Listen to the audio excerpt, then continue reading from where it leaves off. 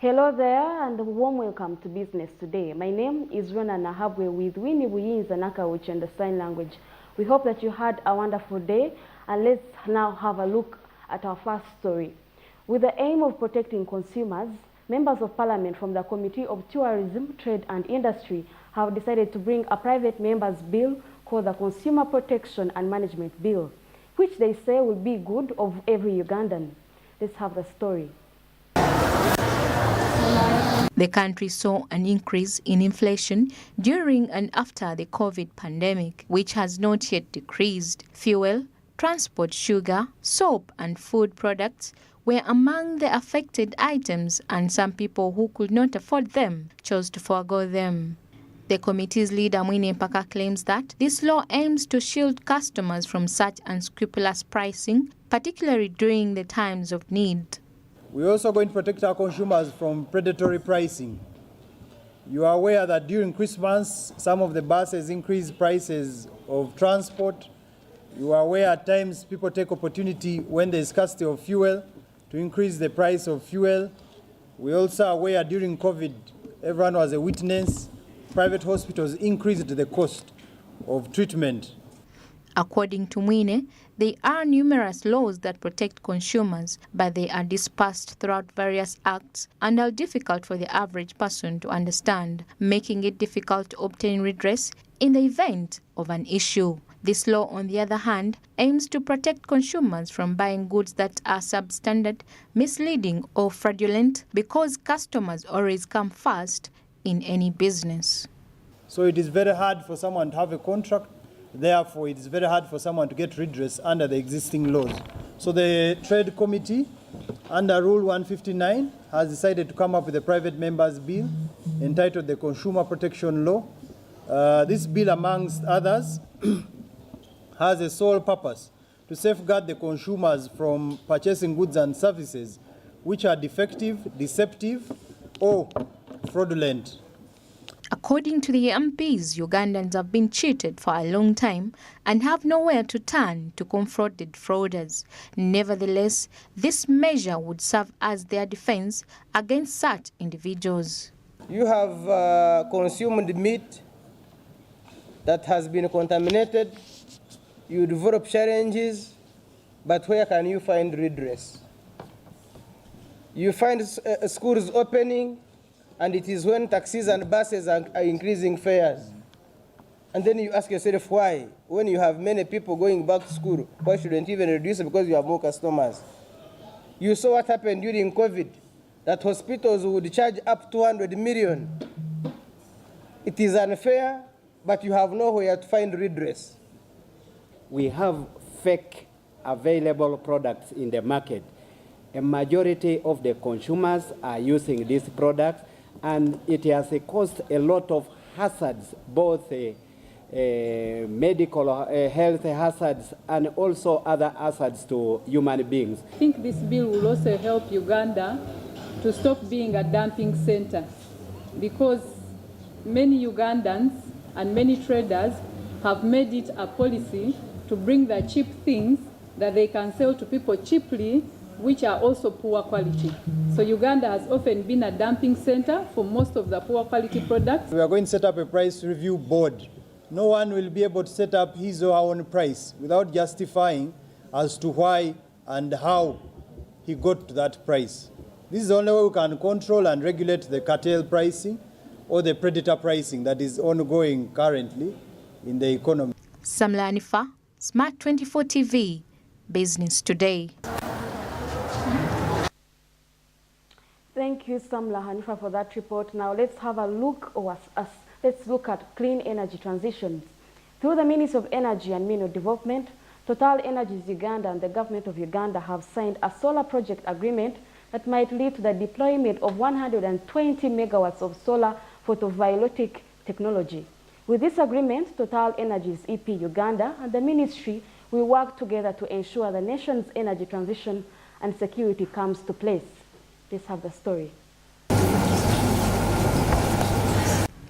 Philippe Grox, the general manager of Total Energies AP Uganda, stated during the signing of the Memorandum of Understanding that in accordance with their global multi-energy strategy in Uganda by 2030, Total Energies Uganda will carry out feasibility studies and develop these solar projects in accordance with the today's signed project agreement and the relevant laws. On the agreement that we signed today, for us, it's more than a feasibility study because we have to demonstrate, of course, to the ministry that we will materialize this project and we can build, I would say, we can build affordable with a low-cost solar energy on all these locations that have been identified. And of course, we need to study first, but we are convinced, very convinced, that it's more than feasibility. We'll go to the implementation phase and will bring, I would say, affordable solar energy on all these locations. Philippe notes that signing an agreement to explore development of 120 megawatt of solar in Uganda is very important to demonstrate that there will be massive electricity demand, and this project will contribute to the development of small and medium industrialization in Uganda. I would say to make people's life harder, we are here to make sure that our project will help development of people, and the directly affected person will be the first one contributing from what we are doing. So, of course, it's a key priority. But for now, for me as government, I'm actually looking at the signing of this MOU as a means of getting jobs for you, getting the youth to start thinking and owning the outcome of this. As such, clean energy transition pathways can play a central role in improving livelihoods, supporting productive uses of local community development, mitigating climate change impacts, creating jobs for young population, and empowering women and girls. The International Energy Agency is currently leading analytical work on clean energy transition in Djibouti, Eritrea, Ethiopia, Kenya, Somalia, Southern Sudan, and Uganda as a whole. The aim is to take stock of the energy landscape in these countries. Pedson Mumbere, Smart 24 TV, Business Today. Now, there is a story about Uganda and the United Arab Emirates relationship. The relationship between Uganda and the United Arab Emirates has significantly improved as a result of increased trade and the Uganda's significant labor export into the UAE, or Uganda Arab Emirates. However, it is important to draw attention to the concern over Ugandan safety when traveling overseas. Ronah Katusime has details this report. UAE ranks fourth among foreign investors in Uganda, behind China, Lebanon and India. It is also one of the top exporting countries for goods from Uganda, including labor, minerals and organic fresh vegetables. Uganda and the United Arab Emirates have a solid, strategic, valued relationship that is still growing.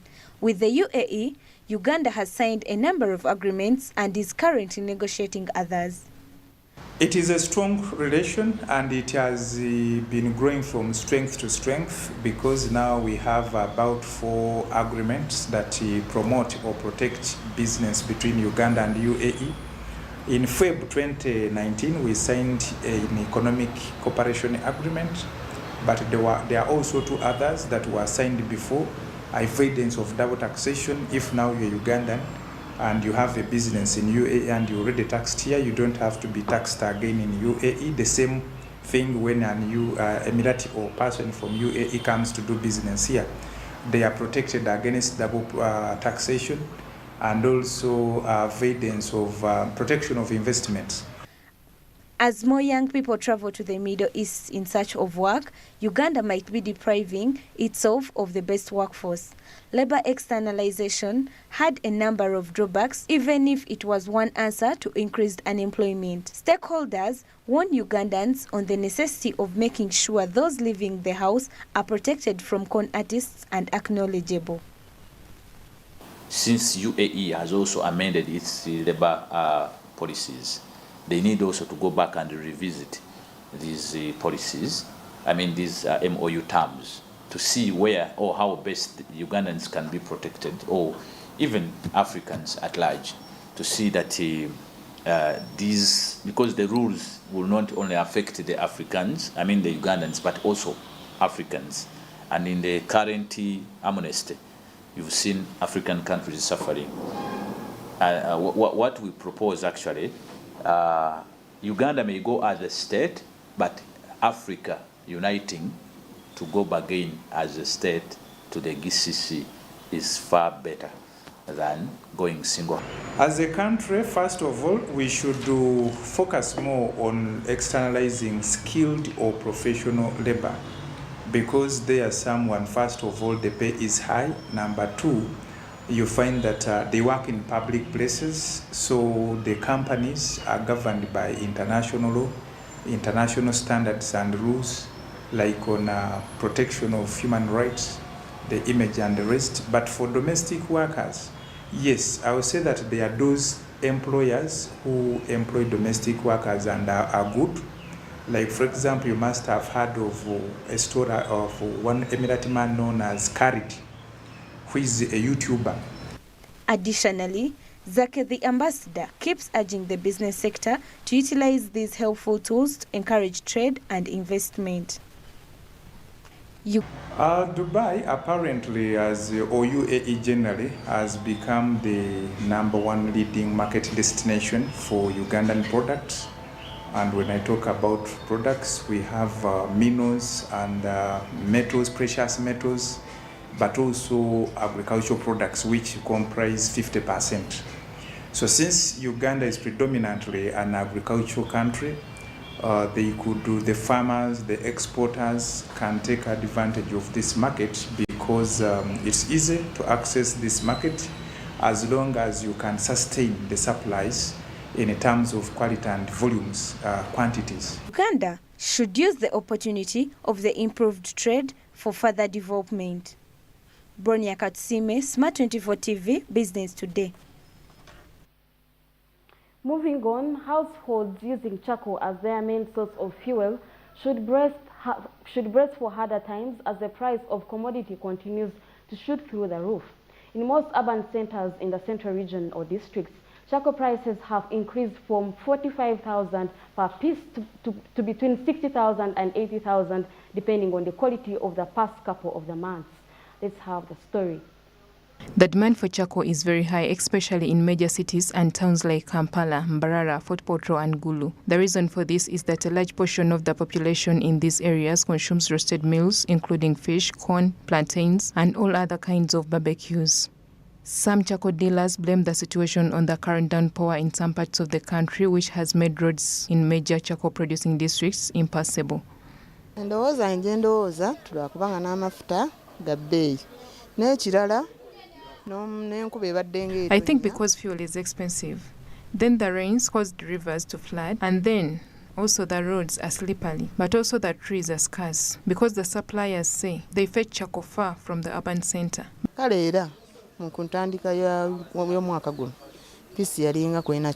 the beginning of this year, I used to sell a piece at 45,000 shillings. But now I sell it at 65,000 Ugandan shillings.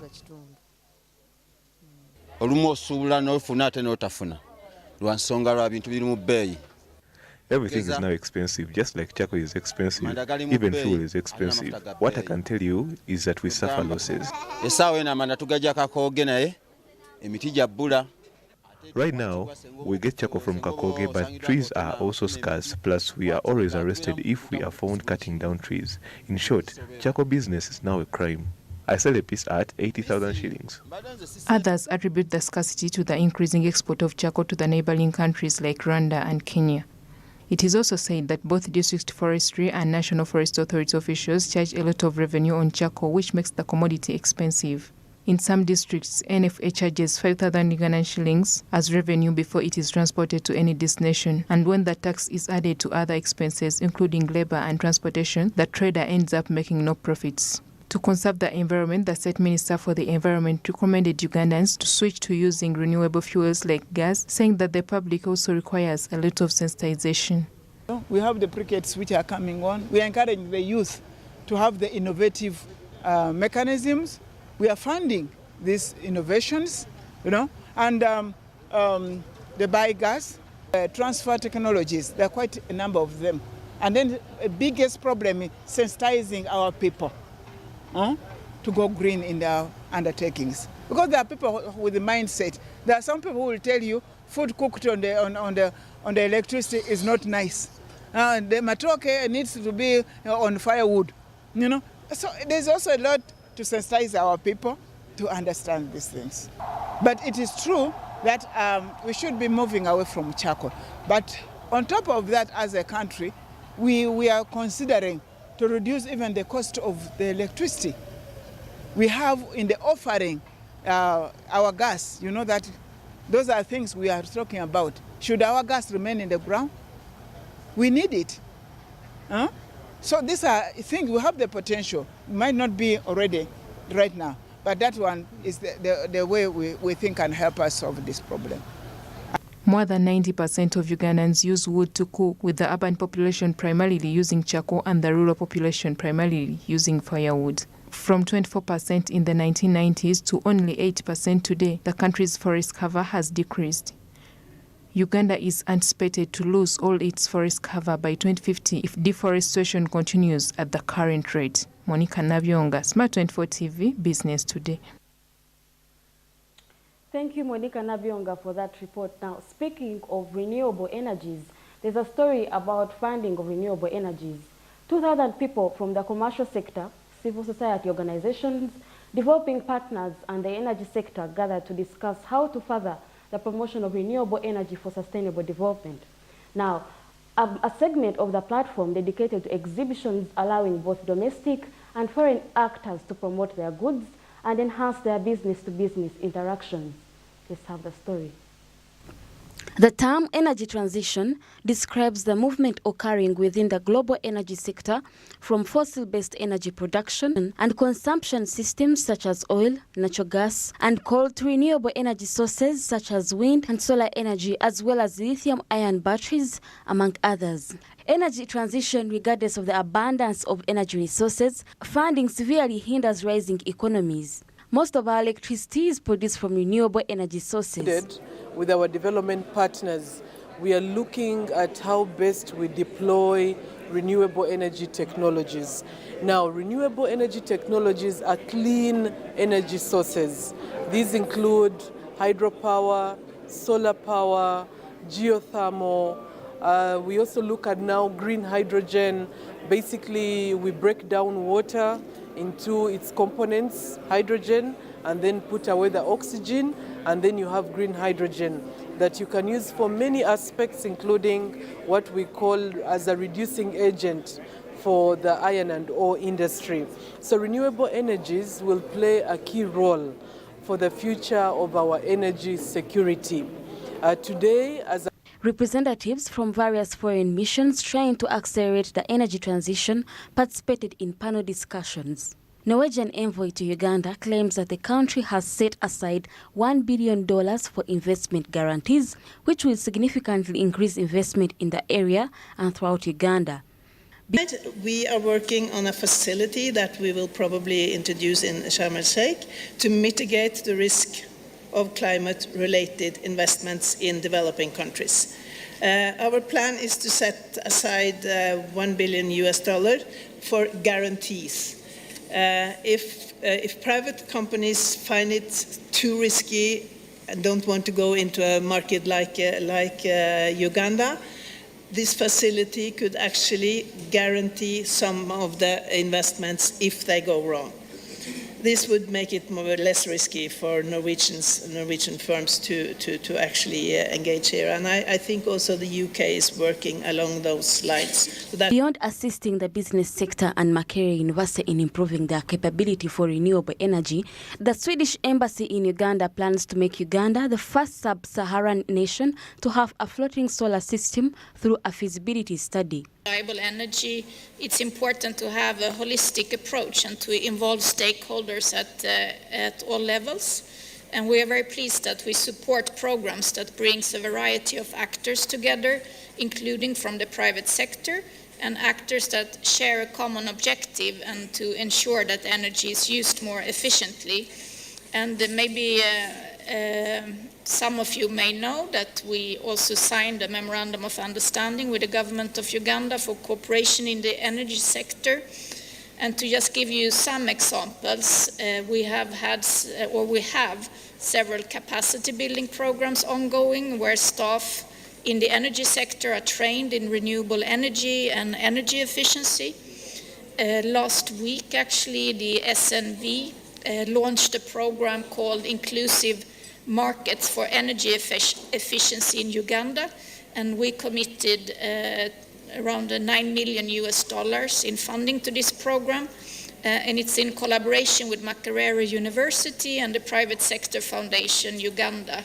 And our hope is that these actors will bring their different expertise to the table. To a grant that we have signed for a feasibility study on floating solar plants. And if all goes well, the feasibility study is now on its way. Uganda would be the first country in sub-Saharan Africa to have floating solar energy, and I think that's also very exciting. As the energy revolution has the potential to create jobs, the German embassy has trained experts such as solar energy technicians and engineers in this field and plans to invest in electric mobility, such as the most recent electric automobiles from Kira Motors. Retrain technicians and people who have been working in other areas to train them as solar technicians, for instance, and also creating jobs that are not on the market at the moment, that will be in demand. So I think this potential is extremely important. Another aspect is electric mobility. You have a company here in Uganda, Kira Motors, which are developing electric buses. I think that will go a long way. GIZ is supporting Bodawerk, a small German company. The European Union says most countries that have had to depend on fluctuating oil prices have had to deal with the consequences of energy scarcity. It's easy for me to talk about a just transition in the climate perspective, as the potential here is so vast. It makes sense simply to develop these resources, for instance, geothermal, to have a long-lasting energy at a locked-in price that can be advantageous, and not being dependent for your state household on fluctuating oil prices. Then you can sell it on the market, but you are not dependent for your own energy household on this.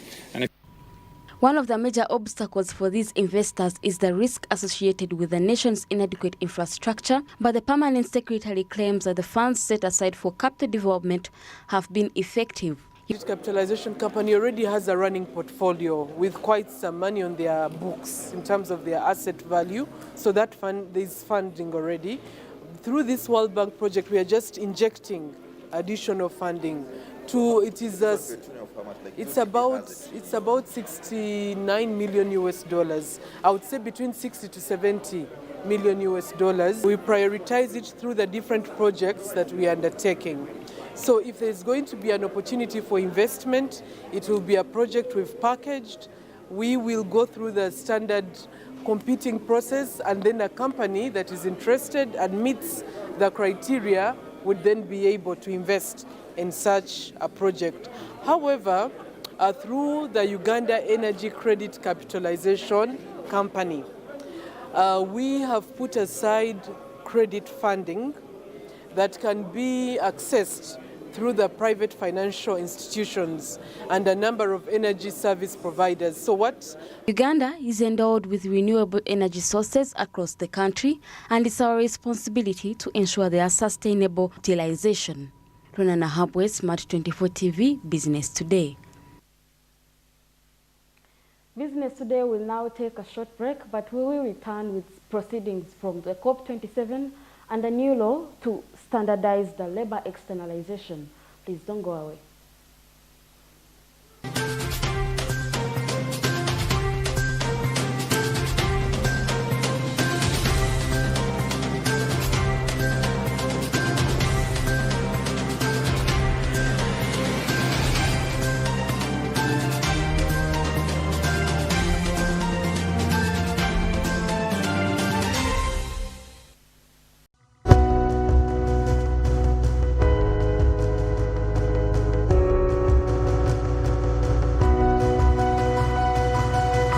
Smart 24, driving business.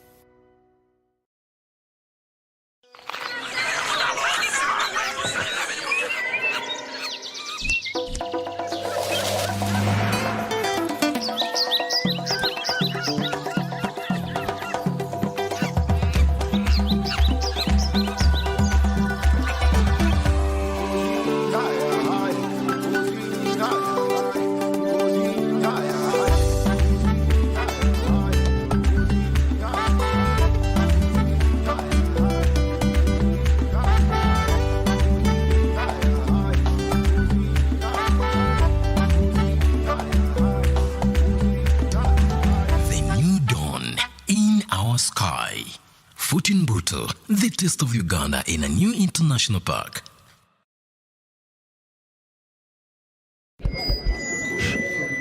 So, I'm here to announce that the MTN Kampala Marathon is back. And this year, we are running for babies. To be clear, I am not talking about a baby.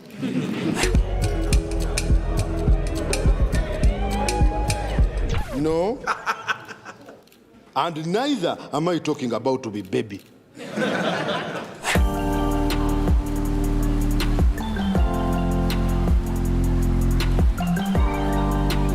I am talking about these small dollars.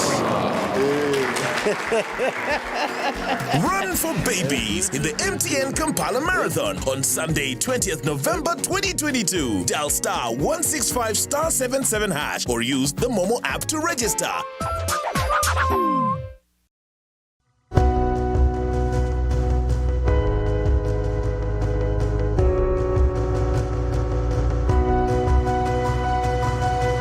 Smart 24, driving business.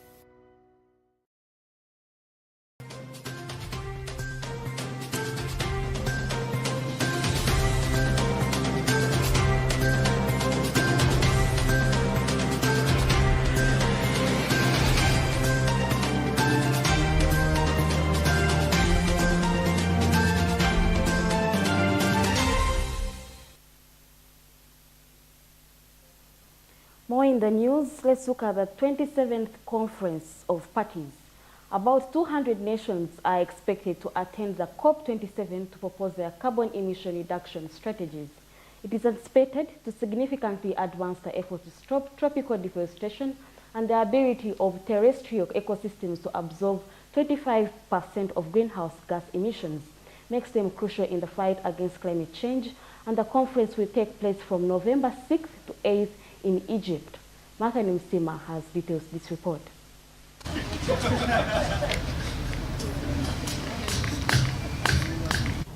The conference this year is anticipated to focus on building prior accomplishments and laying the groundwork for the future ambition to effectively address the world's concerns related to climate change. It is also anticipated that it will resolve the unfinished business of COP26. Uganda will be able to campaign for transparency, a just transition, mobility caused by climate change, advocating for loss and damage, and finally climate funding, because it is a conference participant.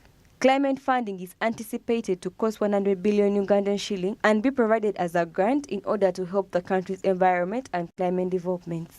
The main objective of the COP27 is to build on the outcome of COP26, to deliver the actions and areas of issues critical to tackling the climate emergency, from urgently reducing the greenhouse gas emission, building resilience, adaptation to inevitable impact of climate change, and to delivering on the commitments of finance climate action in developing countries. When we are talking about climate finance, there is a promise from the developed countries, 100 billion. They are supposed to give us help with adaptation mitigation. But as if it is helping us, we are saying, one, we don't want such monies to come in a form of debts. That means they're adding more burden to the developing country, to African continent. we want it to come in form of a grant. And two, if they are bringing it, they're dilly-dallying. The promises are not forthcoming. And we think now Egypt is a deciding point. They shouldn't think they're bringing that money to help us. Uganda is utilizing the available resources to promote climate change, and this has helped to safeguard the nation despite the numerous worldwide obstacles. However, the emphasis at this COP will be primarily on implementation and promoting climate finance and transition. This COP is about implementation. It is also about climate financing, the obligations that have been promised, in particular to developing countries like Uganda, would be met. She talked a lot about loss and damage, and I don't know whether you have been following the conversation. It's very simple. Basically, it's an insurance scheme, if you call it so, in its very simplistic way. In other words, because developing countries have been impacted as a result of climate, they are losing lives, they are losing properties, and therefore they need to be compensated for that. The potential of innovation and clean technologies, as well as the significance of water and agriculture to the climate crisis, will be the emphasis of the COP27. Along with biodiversity laws, energy transition, decarbonization initiatives, and climate finance, the role of science will be emphasized in achieving the objectives of COP26. Martha Nimsima, Smart 24 TV, Business Today. We look forward to great projections there from the COP27, as so much has been invested in climate change. Just to remind you that you're still watching Business Today, where we bring you the latest business news within the region. Now, today in our coffee court, we established the new law on labor externalization. A current memorandum of understanding between Uganda and Saudi Arabia outlines rules for hiring firms, contracting firms, and employers. Ugandans hired under this agreement receive monthly salary of about 900 shillings. We have the report, or we have the episode.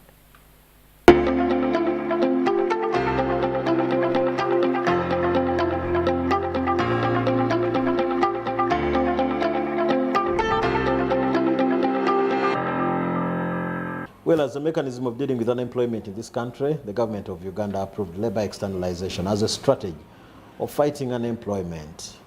We want to find out how far this has been achieved, but not forgetting the new law which was amended last year. That and more on our coffee court. I'm joined by Mr. Ronah. He's the Public and Corporates Manager of the Uganda Association of External Recruitment Agents. Mr. Ronah, thank you for joining us. Thank you. Thank you for the invite. Okay. It's now coming to a year when the new law was amended. We want to assess its performance and contribution. First of all, what are some of the articles that are embedded in this law? Thank you so much. Indeed, as you mentioned, we were operating previously on the regulation which was 2005, which was amended into the Employment Recruitment of Ugandan Migrant Workers, Regulation 2021. And of course, after amendment, it became enacting a law right away. Some of the changes notable changes that were included was one, the change of the bank guarantee from the previous 50 million to 100 million. This is money that is normally put or reserved for the government of Uganda through the means of gender, labor, to be able to access should there be need. Then the other notable amendment was the requirement that the ownership this time should be 100% Ugandan. Previously, we used to have other nationalities owning or having shares in labor recruitment companies, but that was amended, and the ownership is 100% Ugandan. Okay. So, and also the other being the change in terms of the period the candidates undertake through training, which was previously 7 days, have since been moved to 14 days. Okay. Yes. So far, those were the major changes that were amended from the previous regulation to the current regulation that we're using. So if we are to assess their effect, let's begin with maybe the 100 million. How many companies can afford such huge sums of money? Ideally, first of all, it's open to every Ugandan. and not Ugandans of a certain caliber in terms of income and all that. So for those who can, would say, have been able to raise that money. As we speak now, we have over 326 licensed recruitment companies, and all these subscribe to the 100 million as bank guarantee. So very many Ugandans obviously can afford. And of course, once you want to do this business, then that's the best way you can do it.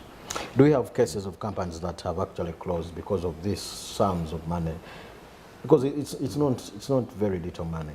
We haven't registered any case or any particular company that could have closed due to failure to raise the 100 million bank guarantee. There are other reasons that have made or could have made companies leave, but not that of the bank guarantee. Okay. There's some bit of local content in this kind of new amendment, whether the directors of these labor external recruitment companies, most of them must be Ugandans. To what extent has this been achieved anyway? It's been achieved 100%. Sure. At least since, okay, we're not the licensing authority, but we are privy to the licenses and of course the documents in terms of directorship of individual companies. And we have not seen any foreigner in the forms or documents that accompany the licenses. So I would say for those that have been licensed, they are all owned 100% by Ugandans. Okay. But are these kind of requirements that achievable, attainable, or I don't know what you have to say about them? No, of course, you see, once they must, when they were amending this regulation, ideally they should have contacted so many stakeholders to pick their views in terms of what they think is practical, and different views were picked from different stakeholders. As inclusive, though, of course we have reservations on what we submitted versus what was released, but we believe at the best of our knowledge that whatever was amended or whatever was agreed to was that they felt was most applicable to the situation that as it is. Okay. I know you've not talked about the training, but I understand it's part of the new rules and regulations. There's a thinking that you never train Ugandans that are going out for work. It could be a thinking. The law calls. It could be a thinking that is there, but that's not the reality. The reality is that you cannot externalize anyone legally who has not been trained. Our members are supposed to train by law, and the way the system works or the way the recruitment process is that the training centers are created by the government of Uganda through the Ministry of Gender, Labour and Social Development, and the booking is done on the government portal, which is EMIS, or External Employment Management Information System. Now, for whoever has to train, you must apply through the system. And for whoever has trained is the only one who is cleared. So if there is a thinking that people are being externalized officially without being trained, then the person may not know what is entailed in the system of recruitment. But whoever understands how the recruitment system is, that is run and managed by the government of Uganda through the Ministry of Gender, then it's not possible that you can actually externalize anyone without having been trained. Okay. Then one will be asking, what is entailed in the training? The training has a curriculum of its that they take them through. As I mentioned, the training is done through the accredited training centers. And briefly, to mention some of the topics and curriculum, there is what we call financial literacy, which people look at as money management. Okay. We understand most of the people we take or we externalize have not been exposed to such huge amounts of money. The lowest category being of domestic workers, which is 900,000, equivalent of 900,000 Ugandan shillings as their salary. And most of these people you find have been earning about maybe 100 and 150. So them being exposed to these huge sums of money, they need some guidance. So within those 14 days, one of the things that they are taken through is the financial literacy, where they are introduced to banking services, where they're introduced to, but not forced, of course. They're advised that they can open bank accounts, to be able to save their money, but also to be able to invest their money wisely. And the other being the culture appreciation, whereby people are taken through different, because they're going to a different culture. They're taken through things like the dressing. You see most of the ladies veiled, which is the Arabic culture, irrespective of the religion. We also know that there are other religions in Saudi Arabia, for example, but as a culture of Saudi Arabians, they all veil, irrespective of the religion. So the Ugandan ladies are taken through that, but also the way they behave in the different homes. And then the other is the contract appreciation. The people externalize sign what we call employment contracts. And these employment contracts, we normally call it a four-party contract. It's a four-party in that you, the worker or the employee, you sign, the employer signs, the Ugandan company signs, and also the receiving company in Saudi Arabia signs. And it does not only stop there. It's also signed by the next of kin, your next of kin, or the candidate's next of kin, to be able to understand what is entailed in the contract, which of course is the destination, which is normally the country, the type of job that a person is going to do, the amount a person is going to earn, and of course the home that the person, for those who are going for domestic workers, the home that the person is going to work into. This contract is normally in English and Arabic. And it's simply because we, the Ugandans here, understand most English, and of course the implementers, the other side, or the other party, the Arabs, understand Arabic best. But that doesn't mean that it stops at just being English and Arabic. This contract is translated into local languages, and this is done through this training period that I'm talking about. So the people are taken through each and every term and condition that is entailed in this contract, to be able to understand that this is what they're going to do, and this is what is required of them, as well as required of the other parties that are involved. So just to mention a few of the other things, but the curriculum has so many other things that are taught or people are taken through. So if you see it, one of the things that are embedded in the contract is the financial literacy. Why do we still have cases of people that go abroad, but at the end of the day, they have nothing to produce, and yet they are paid on a daily basis? Yes, as I said, it is not by force. You're not being forced to, for example, open bank accounts. One of the biggest challenges, by the way, that we face as a sector is the misuse of people's income. Most of the people send their money back here, and the aunties, uncles, fathers, and all the others misuse this money. And most times we know they go with an intention either to maybe buy land or to build something, and the money is misused here. And most times when they return, they find the environment a bit hostile financially and opt to go back or even go in other destinations. Yes, people are advised to open bank accounts. As I said, they are not forced. And this has also caused a bit of a dilemma in terms of the money that when it is sent, how much reaches here. Because it's one of the things that we have noted with a lot of concern, people opting to send money using money transfer services. And ideally, just to localize it here, even when you have a bank account, when you go to withdraw money using an ATM, you are likely to be charged 0 shillings. But when you opt to use mobile money of this within the same amount, you will be charged transactional costs. So likewise, people lose money within the transaction costs because they think maybe that is faster. But again, as I said, it is not by force. People are only advised. And the services are brought to them, but it's still their choice to make and say, I'm opening a bank account or I'm not opening a bank account. Okay. So talk to us about the behavior issues that usually occur between the other side and this side.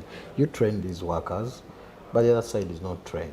Don't you think you're literally not doing anything? You're training the workers, but the other side where people are going to work are never trained.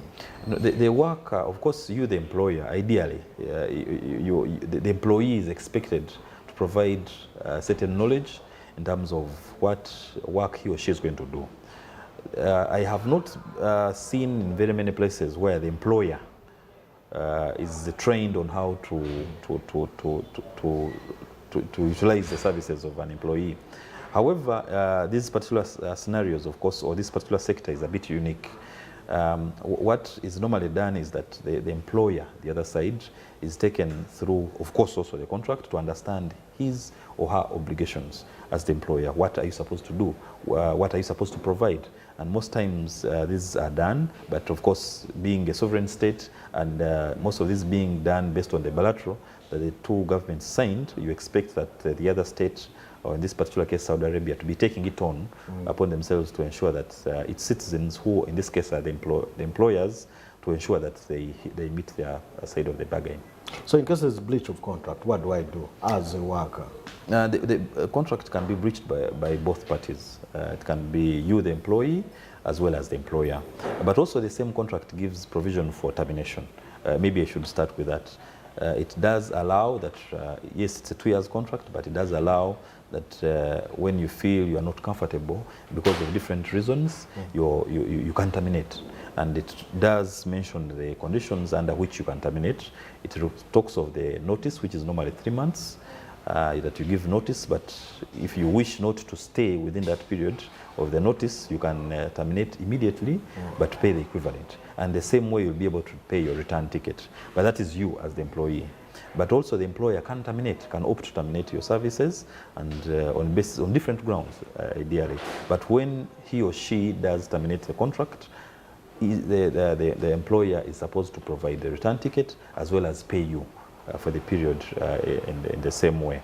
In the event that you breach on different grounds, not other than termination, if it is, for example, the employer, then you reach, of course, the authorities, you reach the embassy, you inform the company this side, and then whatever this needs to be done, if it is, say, an issue of salary, you're not being paid, you're not being fed, then it is taken as and something is done within what is supposed to be done. Same way, if you, the employee, opts to breach, because we have registered very many people running away, which we normally call runaways, and of course, once the authorities get to know, then you are actually, whatever you do, you're outside the law, and you're more or less responsible for your actions that happen thereafter. Okay. Are there circumstances where I can negotiate for salary increase? Yes. Sure. Officially, there is a set salary, and the bilateral, for example, for those going to Saudi Arabia, the bilateral is going to be reviewed, and it's actually under review. And areas that we are looking at for review is one of them is the salary for the Ugandans. This is a bilateral that was signed in 2017, and then 900,000 could have been a huge amount of money. We believe that because of different changes in the different economies and all that, this 900 may not be of the same value as it was then. So this has to be now, we believe it has to be increased.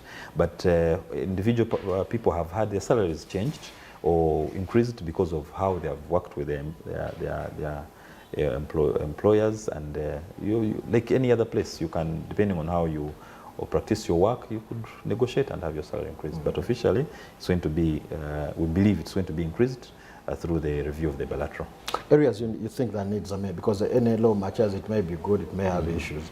Anything that you need, you think that needs of course, to be amended? the financial part is very key. As I said, the issue of the salary has to be looked into, but that not alone the area of the recruitment costs. As you are aware, the government of Uganda and the government of Saudi Arabia agreed, for example, to externalize domestic worker. Cost involved, or the money that is sent to Ugandan companies, $1,100, and that is, as I said, money that was negotiated and agreed upon in 2017. Okay. When then, for example, the passport was about 150. Now the passport is about 400,000, and as you understand, this 1,100 is money that comes in from the other side to process or to pay for these costs, including the ticket, including the visa, including the training, which I talked about, which was previously 7 days, about $50, and now 14 days, which is $100 plus. The GCC, which used to be about $20, now it's $100. So a lot has changed financially. But that aside, even for example, the safety of the Ugandans, the protection of their rights, that has also to be looked into. Maybe then when they negotiated, they thought some things should be done, and maybe some of those things have not been done as they ought to have been done. So some of the reviews they are looking at, or some of the reviews they are thinking will be put in place, include all those things. Okay. Maybe last but not least, let me engage you on matters of Interpol. You are aware that the interpolator, police, every work that would go abroad was actually supposed to have an interpolator, which is no longer the case. Has this had any impact? Because it's the interpolator that would introduce you to the other side, that you are actually a good citizen. Has this had any impact? It's still applicable to those who are going for security jobs. Of course, I'm talking about labor. But for example, for those who are going to domestic work, it's true, it is no longer applicable. And as then it was, because it had not ever found anyone who they had registered as a criminal, and we believe that's why the head of the state opted to have it removed. Same way, we have not had anyone travel who has reached the other side and being registered to have had criminal history and all that. So it has had no value really or impact. Its presence and its absence have not added anything apart from reducing the recruitment process because we're paying for them. So to us, it's a good thing that the good certificate of good conduct is not present, and we wish that it does not come back to the recruitment process. Okay. Your parting shot? Maybe to always encourage people who intend to travel and work abroad, always go through what we call regular labor migration. In this case, it's going through the census recruitment companies or that being cleared by the government of Uganda, because we know you can also go as an individual, you can source for a job as an individual, but you must be cleared by the government of Uganda through the Ministry of Labour to be able to know that actually you've gone to work. Okay. Thank you, Mr. Ronnie Mukundane. He speaks for Uganda Association of External Recruitment Agents. I am always delighted whenever I speak to people, especially people that matter, but also most importantly on topics that bring development to this country. This is the Coffee Court, and my name is Fred Makubuya.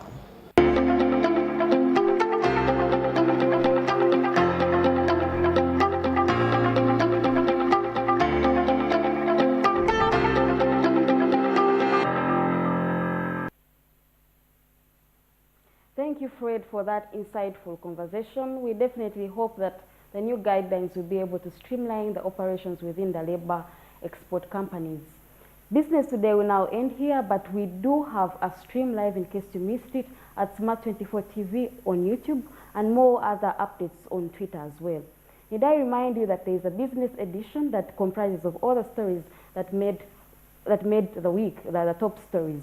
You might want to look out for that too. My name, as usual, is Ronah Nahabwe with Winnie and Nakawuki on the sign language. I'm always thankful for your company, and for my team and I, it's a happy weekend.